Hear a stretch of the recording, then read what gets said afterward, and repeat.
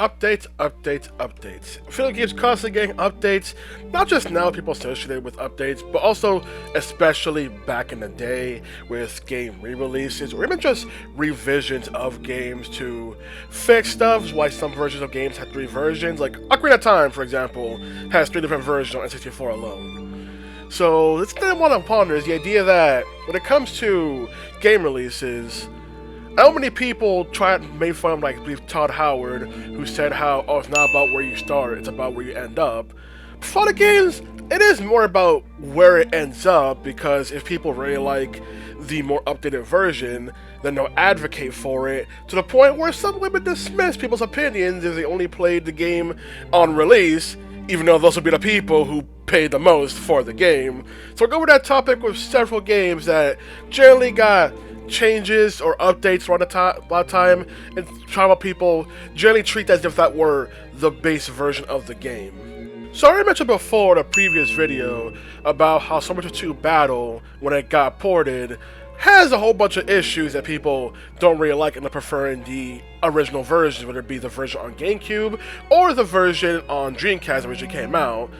But no one talks about the fact that because this is the most widely released version of the game, any issues it has, people will just assume it must have had those issues even when it came out on the Dreamcast, because, well, no one really played multiple versions unless they're really enthusiastic to a franchise, or really knows about these things, or even cares about the update details. So it's kind of one of those things where the way a game is released nowadays, or at least the final version release, will affect also the reception of a game, even back to its origins a bit, because no one's gonna go back and check. Few will do that. We'll go back and check. So one of the things with Summer 2 Battle on the Steam port has a bunch of audio issues, graphical issues, but people will probably just think, oh, that's how the game is supposed to be. Either think like, maybe they'll be like, oh, okay, it's whatever, or people will get upset about it and be like, this game was never good because it looks like this, but it turns out that was a porting issue, not the release of the game kind of thing. Final Fantasy 15 is a game that, when it came out, there were a lot of complaints people had, there were a lot of bugs to it, felt like stuff just was missing that should have been there, or just felt like it was unfinished for a lot of people, including myself. I had a lot of issues when the game came out, and I played it 1 month after the game released. But, through the power of updates and DLC, there are a lot of changes, so much I'll go more into details of it, such as the fact of, hey, there's a segment in the game where there's no cutscene to highlight a major event. Now they added a cutscene. And by adding a cutscene, I mean it just took stuff from the freaking film tie-in and just pasted it into the game, but removed the audio from the original scene because they still want you to watch the original movie that was attached to this game. Which, okay. There's also other minor stuff for free updates, such as adding in more lore to the game that is so awkwardly placed, and you can tell doesn't have as much quality as the rest of the game because of how it's told, being in a play direct style than the rest of the game.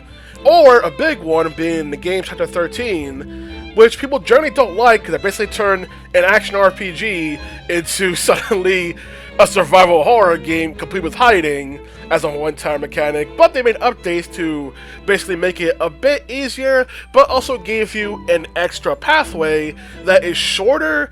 It lets you still do combat, and you can basically just do instead of doing the actual main Chapter 13. And even gives you different story context that the main pathway won't give you. And there's a free update. Another free update is something like the Regalia Type D, which turns the Regalia into a monster truck that lets it go off-roading. To which I go, why the hell would you want to go off-roading in this game when one of the biggest complaints is that there's not really much to find in the world to begin with? So what's the point of going off-roading, especially when chocobos already serve that purpose? And this was an update that was voted on by fans. I don't understand people. I don't get it. That was stuff added in via free updates. Another thing is also the DLC, which give each party member their own character episode. That was a really big problem since this was announced to be done before the game came out as DLC. And it also makes it feel like stuff for the game was removed from it to be sold back later, even though the devs state that they had no intention of it. But if you had no intention of it, it really makes me question the writing process in your room, because it feels like stuff was missing when major things happen to characters, and the characters just pretty much don't talk about it. They just don't dwell on it and just skip it over. Even if you have the DLC, it's still a separate menu in the game, so the base game itself, they still gloss over what happened, despite it being major moments for their character, and it still feels entirely weird how that's how entire handled. Then, there's the Royal Edition, and no, I don't mean the re-release that comes with almost all the DLC, the Royal Edition. I mean the DLC called the Royal Edition, which adds in a bunch of content for like $15, like, hey, Armiger goes from this kind of this ability that's very useful, it makes you immortal, but not much gameplay-wise, to Armiger Unleashed, which allows you to basically just die faster. I don't know what the point of this thing is, aside from the skill Legacy of the Lucii. Really, it's actually worse in every way than regular Armiger. I don't understand the hype. But it's like one of those aspects. Or they actually added a final dungeon, because Final Fantasy 15 did not have a final dungeon. You kind of just mostly walk to the final boss area. That's about it in the base game. But with the DLC, hey, now there's a dungeon. Now there's side quests. But in a game where side quests are lame, adding in more doesn't really help. But hey, it added more content, added more boss fights, some of which feel like they should have been there for the get-go. You see this problem? Final Fantasy 15, and the whole entire aspect for the Royal Edition DLC. It's just like, hey, it's a bunch of content, but it feels like content that kind of should have been there from the get-go, as opposed to being sold back later, kind of thing. But this is me talking from the perspective of someone who played Final Fantasy 15 around launch. This is the perspective of me, who had to pay for these, who would have to have paid for these things as DLC, and I didn't pay all of them. I only bought the Royal Edition upgrade and Episode Ignis. That's about it. But someone much later could have got all the DLC bundled in as the re-release called Final Fantasy 15 Royal Edition. So for someone like that, they feel like any issue I have Final Fantasy 15, especially the launch game woes, basically doesn't matter. In my opinion, doesn't matter, because think of the finished state. And I think the finished state still isn't that much different or greater, but for other people, they feel like, no, just buy the DLC, just buy the DLC, which, I'm not gonna lie, you keep telling someone who didn't like the game to buy a DLC, it's supposed to feel more of a sunk cost fallacy than the idea that this will actually fix their woes.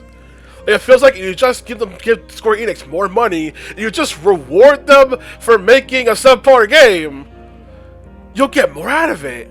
It's just one of those entire things where, for Final Fantasy 15 fans, they care more about how it ended up rather than where it started, because they really like where it ended up. But someone who played it at launch, they gotta go over those woes. They gotta go over all those issues they had, and telling them, yes, spend more money on this game you didn't like, is just like the most baffling thing to say, you know? Here's something that should have been fixed in a post-game update. The weird, awkward interaction, the precise position you need in order to interact with certain objects in the game, where you press X, where you just have not just accidentally jump and meant to interact with something. And also this pickup animation that, let's be honest, does not even need to be here, doesn't actually add anything into the game. Like, I don't care how we're still here, and Red Gale Silver Chronicles X, they're all like, hey, you just automatically pick up small stuff. Like, why the animation? Why make the awkward input? I don't get it. Another big one is Silent Hill 2, where many will basically take for granted all the content Silent Hill 2 nowadays, because to them, that's the de facto version they played, so that's the most spread and widely released version. But in reality, a whole bunch of those endings and content in the game was only added in the re-release. Stuff like Born from a Wish and the extra endings were not in the original Silent Hill 2 release, and instead were put into the game first via the Xbox release, but then put to the PS2 version, with, in the US, specifically just being labeled as the greatest hits version, while I believe in Europe it was labeled as Director's Cut, which highlighted, yes, there's new content in this version. But it's one of those things where this is content that's so widely beloved and associated with Silent Hill 2, that the idea that, oh, this was only stuff added in a re-release is just so insane, because this is the version people associate with Silent Hill 2. This is what they know it for, and this content wasn't originally in the game. Many people don't know that and just think it was. One I started to see shift in real time was for the Kingdom Hearts series, the final mix releases, where for years, people outside Japan didn't have official access to the final mix releases, generally depending on Japanese or fan translations, but eventually they came over stateside and the rest of the world via the 1.5, 2.5 releases, etc. The final mix version added new content, but I've now started to see people who think the content added in those final mix releases were there from the get-go, and like, no, a lot of the content wasn't there. Kingdom Hearts 2, for example, final mix, didn't have the dodge roll, didn't have limit form, didn't have absent silhouettes, didn't have lingering will, stuff like that. It didn't even have Christmas music and Christmas outfits for the Christmas Town section of freaking Nightmare Before Christmas. So there's a lot of stuff that went into the final mix release, on top of new cutscenes and stuff like that, that for some people, they started to think, oh, it must have always been there because of this release, and it's like, no, the original version did not have that stuff. A lot of stuff that went into it when it came to the final mix version. And nowadays, that's the de facto version of the game. That's the one you are buying if you buy the Kingdom Hearts games nowadays. But for a lot of people, they had to wait so long before they even got that content. Hell, it was one of the re-releases I was probably excited for the most in my life, because I really wanted to fight the freaking data organization after silhouettes, because I always saw videos of how cool those fights looked, and they were awesome. But then also look at now, people started to give flags, let's say, towards Kingdom Hearts 3 Remind, which essentially, Kingdom Hearts 3 isn't going to get a final mix version, because Remind essentially acts as a final mix version in all but name. And yet, there are some people who think, nah, I could get a final mix version in the future like the rest, but it's like, no, you kind of already got that with Remind, which was its own DLC that came out a year later, which got more flack, because the thing is, it feels that, depending on the person, something being DLC, even if it's a high price tag, is more acceptable to them than if it were its own separate game release, kind of thing. And I'll get more to another example. Rapid fire using several Mega 10 releases in the past several years. Let's go. Persona 5 came out in 2017, people enjoyed it. Persona 5 Royal, people were upset because it was another Atlas re-release at full price. So the frustration, I had the same frustration. People wish it was just DLC Persona 5, probably because, it wouldn't be full price. But people made arguments for why, because of how much content changes, or the idea some of the content can't just be introduced mid-playthrough, it would have had to be its own separate release. At full price is up for debate, but it's its own separate release as a result, so people kind of accepted it, but some were upset that Rare wasn't DLC. Cut to Persona 3 Reload, where people were upset that it didn't come with the answer. Then the answer got made into DLC, which technically it was the original, where it was just a separate disc in Japan for the PS2 version. But people were now upset that it wasn't a re-release, because they feel like with a re-release on the Reload, there would be more content, such as a FemMC included, or the fact that because it's DLC, it means it's not part of the disc, meaning whenever the online servers for these places shut down, the DLC will go with it, which, okay, I get the argument, but it feels weird how we went from this should have been DLC to this is DLC. Well, yeah, it shouldn't be DLC. Then we got Shin Tensei 5 Vengeance, which is another re-release that adds in probably the most content Atlas re-release has ever done, and includes the original game with it. So you like the original story mode, you still got that. And people were upset and wishing it was DLC or not full price again, which I'm just sitting here being like, y'all keep flip-flopping so hard with how want their handles. Or people wishing that, these re-releases were just, the first and only version of the game released, rather than buying the game again. Which, you know what? That take I can get the way people phrase it as, what about my experience, my first time experience? I mean, y'all weird about it. Now we go to not Mega 10, Metaphor Re Fantasio, which people are now demanding a re-release just because they found unused content or ideas in the game's files. Even though Alice said they kind of don't really want to do the re-release stuff again, but now they are actively demanding it. And it's like, The flip-flopping, I don't get it. From Royal shipping DLC to Reload having DLC should have just been re-released, to SMT5 Vengeance should have been DLC, to freaking Metaphor Fantasio should have a re-release. But also has this whole entire aspect when it comes to people care more about these future hypothetical thing rather than the thing actually in front of them or the place they had before.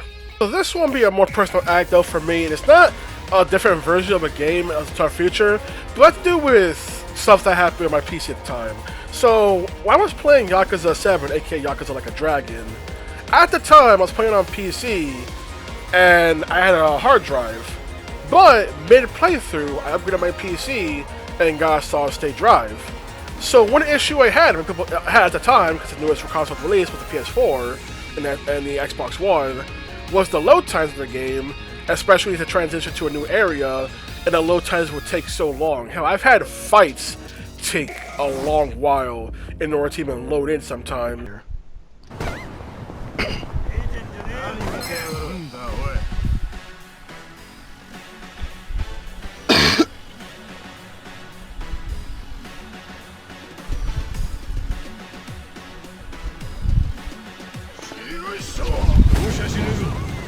I didn't match that load time, right?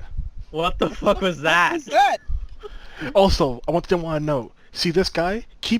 Remember that guy's right there. Isn't he supposed to be in the fight? Just remember him.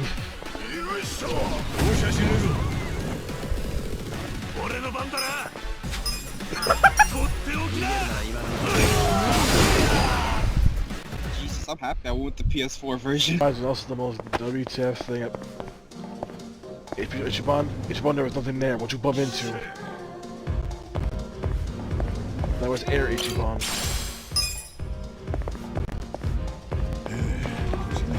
Oh, the game didn't load anything in. Oh, God's loading in. The game didn't load anything in. I once went to a shareholder meeting and it didn't load properly. At first it was just like an abyss. Oh God. Then it was chairs. Then NPCs fall from the sky in A pose before everything went back to normal. Everything just loaded all the shelves. Oh God. There was just people standing here, like, what did you bumping into? Then I saw signs, then I saw the merchandise. Oh wait, it wasn't even done, they didn't put up the price tags yet. It's loading the price tags! That's fine, don't worry about it. But when I got the SSD, all my load time issues completely vanished, and the game was way smoother as a result. But that was before the consoles had SSDs. So this was the only thing I had could benefit, and I was on PC.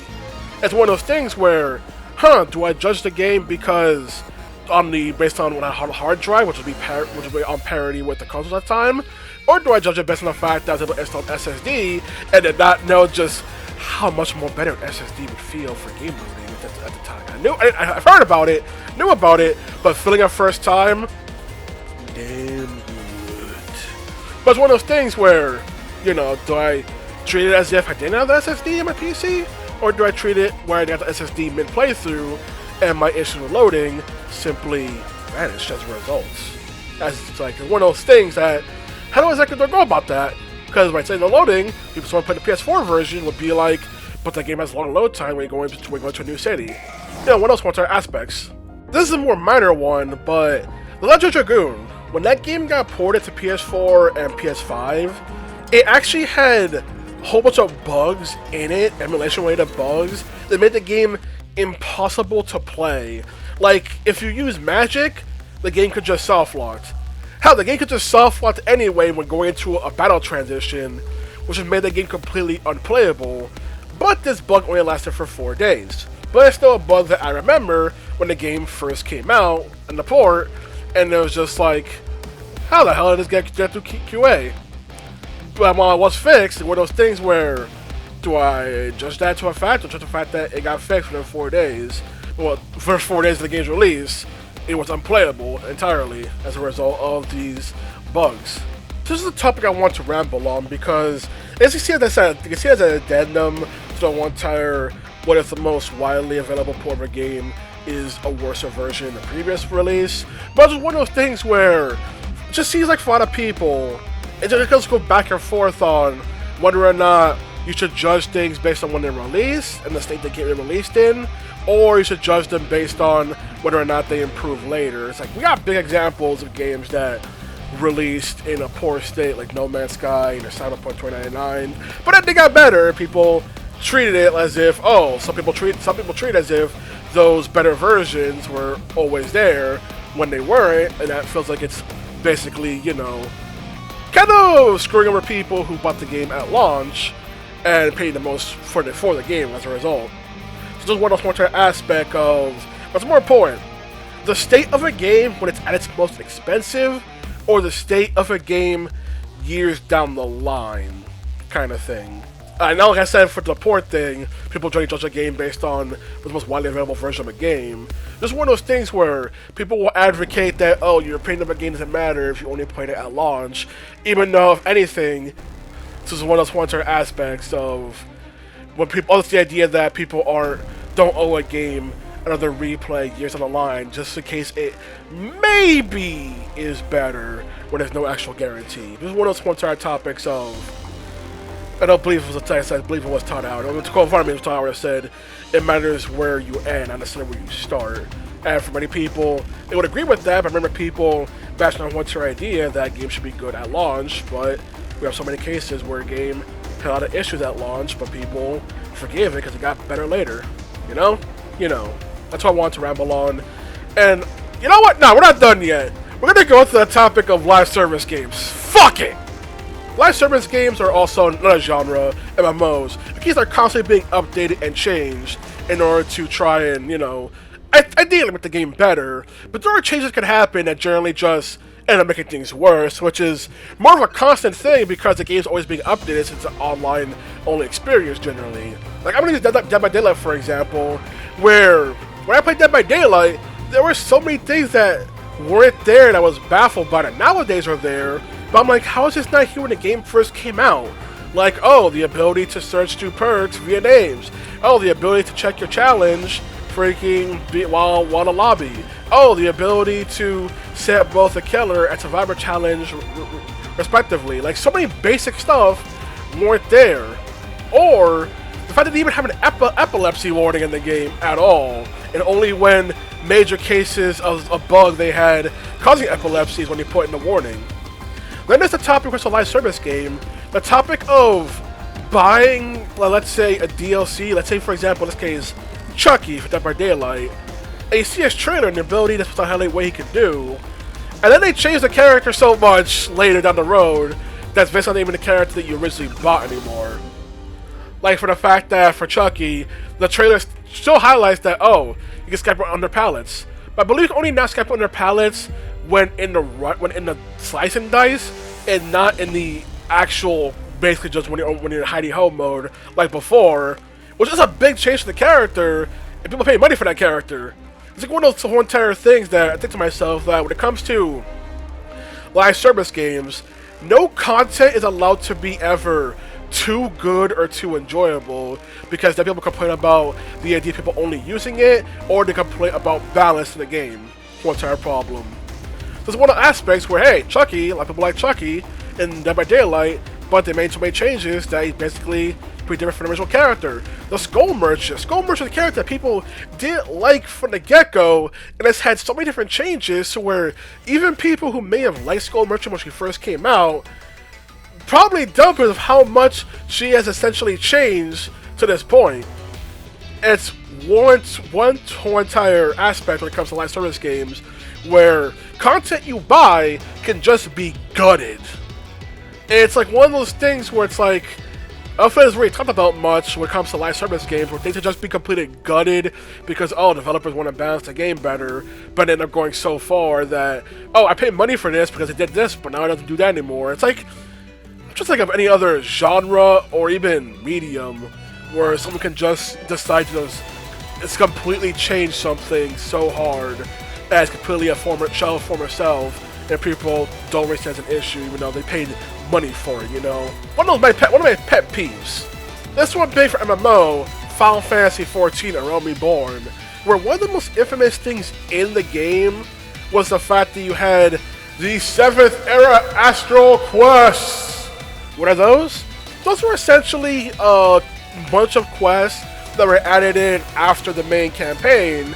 They're essentially put in there to, start building up towards the next expansion, which would have been at the time Heavensward, and that whole entire aspect. So instead of just be a thing for you to do for story content, that was update the game every few months or so. That's what my friend has told me about how they're added in. But when they're added in like that at the time, they didn't take into account that people later would then have to go through the entire quest line back to back to back as a result in order to even get to the expansion. And that became so infamous because it was 100 straight quests with a bunch of them just feeling like it just didn't matter whatsoever, but you had to do it in order to get to the expansion, and I felt like more of a roadblock as opposed to the little bonus thing that it was originally intended to be. I think nowadays they eased up on it, but when I played Final Fantasy 14, I had to do all those 100 quests. It was to the point people honestly suggested that you should just buy the microtransaction, allows you to just skip towards the expansion. I'm talking about people just don't like the base game of Reborn. But it's a whole entire weird dynamic where they didn't take into account something that had to be done later. This is something that had to be done for future. One of the things where, and in fact, my friend tried to tell me, oh, I shouldn't be upset because there was more content for people at the time. Which is true. But it's also me in the future playing this game, and it just feels like goddamn busy work that's not fun or enjoyable in the slightest, and I have to do it before I can get to the expansion that people say is when FF14 actually gets good. It's like one of those crazy one-time aspects when it comes to a game that's constantly, being updated live, is that the idea of never thinking about future player experience. One entire problem. You only think about the now and not the later because, the game's a success, the later people probably enjoy it. But there's stuff like this where it's like, oh, this kind of sucks. And for a later person, because they get to blitz it all back to back to back, as opposed to being the every few months kind of thing, as which it's supposed to intend it to be. But it's kind of one of those stop points to think of when you're making a game that's constantly being updated. Another example for me is Overwatch. I used to play Overwatch a lot, and how got to the point where Overwatch continued so much that I didn't enjoy it anymore. And there are many people who do enjoy the new version of Overwatch, and for them, that's what they enjoy, that they like. But there's people who prefer how it was before and felt that was before its peak. Like for me, for example, I played Mercy, and most of I was like, oh, my ult is that I get to revive people, I get to revive my whole team, and they all get wiped out, which is super fun and cool, although it led to a lot of uninteresting play of the game footage as a result. But it was a cool thing. Then they went, hey, I want to make this more active, so now you get a Valkyrie mode, you fly around. It's like, oh, that's cool and amazing. Now your revive is just a basic ability you can do. It's like, oh, on a cooldown. Oh, that's cool. And activate Valkyrie mode immediately eliminates the cooldown as well, so you can revive 2 people with rapid succession. Okay, I see what you're doing here, Blizzard. And they decided, no, that's too much fun. Now Valkyrie mode no longer affects the cooldown of your abilities. Oh. Well, this is still fun. Now we also made it to where the cooldown for reviving takes longer. Okay. Now we made it to where you have to stand still, leaving you a sitting duck as you revive people. Guys, the game isn't fun anymore. That's my whole entire issue. Let's not stop playing Overwatch. I feel like it just kept getting worse and worse. I know why they did it. It's more for the competitive scene they were trying to manufacture. And couldn't manufacture, really. But it was much different competitive scene, trying to make things more balanced and seem more fair for them at the cost of, like, everybody else's enjoyment of the game. I was supposed to play Genji, and Genji had a thing where, under certain circumstances, you can actually get a third jump. I really wanted to do pretty much double jump, then climb a wall, they could jump again. And I was like, oh, that's a pretty cool thing. And then you remove that, it's like, oh, they broke Genji's legs. Well, at least I still have the ult, which is 6 seconds. And then it was like 8 or 6 seconds.